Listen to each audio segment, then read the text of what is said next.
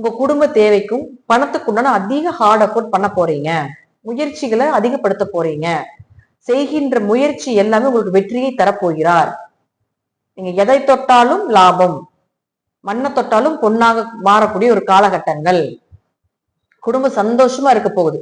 அப்ப 8 2ஆம் வீட்டுல இருந்தா விபரீத ராஜயோகங்கள், ஷேர் மார்க்கெட் யோகம் எல்லாம் சொல்லுவோம் இல்லைங்களா, சிறு வருமானம் மூலமாக பெரும் பணம் சம்பாதிக்கக்கூடிய அமைப்புல உண்டு. 8 2 தொடர்பு ஏற்பட்டாலே கண்டிப்பாக விபரீத ராஜயோகங்கள், திடீர்னு பணம் வர்றது, ஒரு சின்ன அமௌண்ட் போட்டு பெரிய அமௌண்ட் எடுக்கிறது, லாட்ரி மூலமாக பணம் சம்பாதிக்கிறது, இதெல்லாம் சூப்பரா இருக்க போகுது. அப்ப அந்த இடத்துல குரு பார்க்கும் பொழுது நீங்க எதிர்பார்த்தது எதிர்பார்த்த நேரத்துல கிடைக்க போகுது.